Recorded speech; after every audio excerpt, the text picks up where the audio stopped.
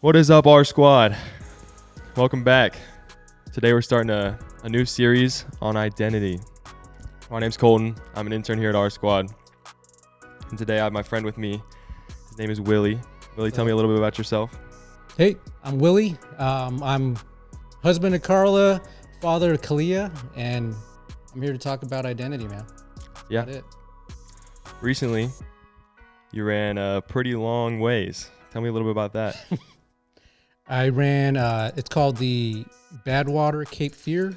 It's 51 miles of running, mostly on the sand, and it was a lot of suffering. Oh my gosh. Yeah, it was not cool. Yeah. I don't have words for that.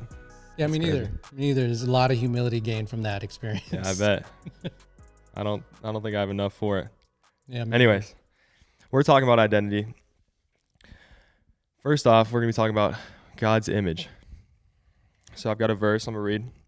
It's Genesis 1:26 or 27. It says, "Then God said, 'Let us make human beings in our image, to be like us. They will reign over the fish in the sea, the birds in the sky, the livestock, all the wild animals on the earth, and the small animals that scurry along the ground.' So God created human beings in his own image. In the image of God, he created them. Male and female, he created them." So God created all the plants and animals, but we're the only ones that he created in his image, right? So we're between God and the earth. We are spiritual beings in a physical world, right? Yeah. So that means we're able to do things that animals and plants can't do, like love, like to reason, to feel conviction. And because we are made in his image, we are able to have an identity, which is something that plants and animals can't have. So Except when you name your plants and animals. that gives them an identity. I don't know. Yeah, if you identify your... All right, first question. All right. What does being created in God's image mean to you? Okay. That's a big question. So the verse that you just quoted, I mean, you can't really say it better than that. I mean, you put a lot of thought and effort in that. But I will say my first go-to, and this was early in my own faith journey, when the words from God's word just reached up and captured my heart, was in 1 John chapter 4, verse 8, where it said that God is love, right? That was my starting point when it came to identity. That was my starting point when it came to God's image, because I was wondering, well, that sounds really cool. Like, God is love, that sounds cool. It's 3 words, but what does that even mean? So then I just started thinking, okay, if I'm the image of God and God is love, then I'm like a mirror that reflects God's love to other people. And then I began wondering, well, what does that love look like in me? Mm-hmm. Right? And man, I think I'm a work in progress. Yeah. So when I think image of God, I'm like, whoa, that's something not static. It's evolving and constantly changing, because if I'm learning more about God, I'm learning more about myself. Yeah. Right? So, man, that's a deep question. And I think that's where I'm at with that. Yeah. I think we're all trying to figure out who we are. It's huge. It's a big problem for not only students, but a lot of adults out there. Like, they'll probably tell you they know who they are, but really they're still looking as well. Yeah, man. So when students try to find out who they are, a lot of times they'll mistake their personality for their identity. So let's talk a little bit about that. So your identity is what makes you you. It's not your feelings. It's not your sexuality. It's not your zodiac sign. It's not your career. It's not your achievements. Like, those things are just so volatile and temporary. Like, why would you ever want to base your whole being around something like that, right? Yeah. So why do you think, Willie, that there is so much confusion around the word identity among students specifically? And that's a great question. I think my mind first goes to why identity even matters, right? And I think it matters because it's so central to how we view ourselves, how we interact with others, and how we navigate our lives, right? So, and as Christians, there's this whole other layer where our identity informs us of our existence and how we relate with God. So I think, why do we get confused about who we are? I don't think most people are confused about who they are. Mm-hmm. I think most of us and most students are just deceived to think that they are who they are, right? Mm-hmm. So, for example, if I were to ask you, who are you? Like, Colton, who are you? You'd probably say something like, I am Colton. I like video games. Mm-hmm. I'm a student intern. I like hanging out with friends, and I play lacrosse, and our team is really good, right? Yeah. That's who you are. That's a normal answer. But for Christians, it's more complicated because we believe that we are loved by God and try to live like Jesus and share that with others. So then you have to ask, okay, well, then what's the difference between Colton and your sister, Brooklyn? Mm-hmm. Like, what makes me unique? Are we just carbon copies of each other? Because we're Christians, yeah. Because you're Christians? So it's confusing, especially when you have all these expectations. You're a lacrosse player. You're 18, so you're a man. So you're wondering, okay, what does that mean? And you're expected to be so many things by this worldly life and by society that, man, it's confusing. But I also think we deceive each other because it's comfortable. Yeah. And I think a lot of people that don't know God end up viewing identity as something that they're trying to get or something that they can achieve or gain rather than something that is given to them, as we believe, by God. And they think that putting their identity in things like lacrosse or video games or school or whatever it is, that will give them a purpose, but it doesn't, right? And that kind of brings us to the next point, which is you have a creator, and so that makes it so you have a purpose, right? So just like anything else, the creator is the one who is allowed to define what is created, right? So stop asking people who don't know who they are to tell you who you are. They did not create you, so they can't define you, right? All right. Here's a little analogy. Stick with me. Flip-flops make terrible running shoes, right? Nobody's showing up to a marathon in flip-flops. If they do, they're crazy. They were not designed to be running shoes. The one who made them decided that they were going to have their own purpose. So if you are going through life and you feel like you're trying to run a marathon in flip-flops, maybe you should start asking the one who created you what you were designed to do. Right? Okay, yeah. I'll say on this run I just did, there was a runner in flip-flops. Yeah. 51 miles. So don't say that. That takes away from my point. It does, doesn't it? Well, you're on the beach. Yeah, that's true. But anyway, tell me a time when you felt like you were not doing what you were designed to do. Okay.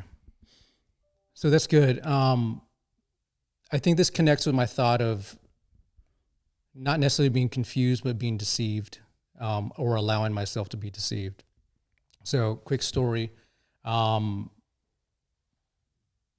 Once, long ago, back in my day, my job was to fight bad dudes and protect my brothers and sisters. Yeah. Right? It was my identity. Like, I believed it in my heart with every bit of who I was. I believed that that's who I was. I was this guy who fought bad dudes and protected my brothers and sisters until everything went wrong. Mm-hmm. Everything went wrong, and I started questioning everything that I thought I was, and I didn't feel like that guy anymore. And I put so much time into that I neglected my other roles. You know, being a father, being a husband, being a brother. And then I felt like I was failing everyone. Yeah. And when I realized that if all you think about is what you do or what job you have, you might lose sight of who you really are. Mm-hmm. And I didn't really know God then. And when everything fell apart, it gets super lonely to lack purpose and to lack identity, especially when you don't have God there with you in your heart. It's lonely. Yeah. And I think that every person has experienced something similar to that, or they will if they have their identity in something that's not God, I right? think it's a matter of time. Yeah. Yeah, I think that's why eventually it we will. all struggle. And it's just such a tough spot to be in, just like helpless, like just simply like helpless. Yeah. But luckily, as believers, we have a solution to that, right? We And do. that's renewal. I got a verse. Ephesians 4:21 through 24. It says, "Since you have heard about Jesus and have learned the truth that comes from him, throw off your old sinful nature and your former way of life, which is corrupted by lust and deception. Instead, let the Spirit renew your thoughts and attitudes. Put on your new nature, created to be like God, truly righteous and holy." So we're told to throw off that former way of life, our former identity, and allow ourselves to be renewed by the Holy Spirit. We're told to put on our new nature, our new identity, and we're created to be like God in his image, like we talked about earlier. So how have you been renewed since you've gained a relationship with God? So I think I mentioned this at our squad Mm-hmm. often with the 11th and 12th graders, that I spent a lot of years, most of my life outside of the kingdom. I call it, I was out in the wilderness struggling to understand something really important, right? That who you are isn't just about your job or your hobbies. It's about who you're becoming inside, Mm-hmm. in your heart. And I learned this when I started to get to know God better. I learned this when I started praying. I learned this when I started reading the Bible, when I started opening my ears and my eyes and my heart to just see, feel God's presence and movement in my life. When I started connecting with people at church, and really, like, even no matter how uncomfortable it is, really trying to connect with people at church and bring more men into my circle, bring more just community in my life and around my family. And I began to understand that being made in God's image is about growing into what he expects us to be, right? Just like God is, but also to be bold, to be fierce and passionate, just like Jesus was, right? So now I think when we talk about renewal and putting it on your new self, and if you're going to ask a different question, instead of saying, who are you? You're to ask, how do you live out your Christ identity? So how do you live out your Christ identity? I think I would answer now that I'm someone that God is helping to grow and learn every day. I use my love for thinking and learning in my job to do good things. In my groups and and with my friends, I try to be kind and understand them, just like Jesus was. I learn gratitude through those interactions. I'm a husband, father, and brother, and in those roles, I get gratitude. And when I'm running, when I'm on the road, I think about God and getting closer to Him, which teaches me humility. Mm-hmm. Right? And I think that's how I express my Christ identity. Yeah. Yeah, I think a lot of times where we miss the mark with changing our identity and putting it in Christ is like we think it's just going to be this new, like, easy life, right? Like, because God provides and he does, but there's so much action involved, like you're saying, with getting out there and living this fierce life and this life like Yeah. Jesus did. So it's not necessarily going to be easy, but No. it's just so fulfilling knowing that you have a purpose and an identity that you can go on the world and, achieve and live. Well, bro, we talked about this during lunch a few times, right? Mm-hmm. Where when we take a step back and look at what the story of Genesis gives us, God created the wilderness. God created all these things for us that are not safe, Yeah. right? And I think commonly we expect, okay, I just have to be polite, stable, and safe and sit here and listen. And that's who I have to be. But then we get super disappointed when you see everything else out there. I think God he's demanding and calling us to go out there and experience the world, get adventure, and share that adventure with each other. Yeah. Right. And I think that's where we get kind of confused and we get a little deceived. We get deceived in our own comfort. Yeah. Because we expect, okay, I received Christ in my heart. I got the good life and everything's going to be easy and calm and everything. Well, no, that's not true. Yeah. You know, we need these things to build us up, to train us, to strengthen us. Got to get your reps in. You got to get your reps in, bro. That's my favorite. That's right. Got to get your reps in. All right. I'm about to wrap it up. I just Cool. love that you came in for this episode. Your story is just so perfect for this. You just got so much wisdom on this topic. So thank you for that.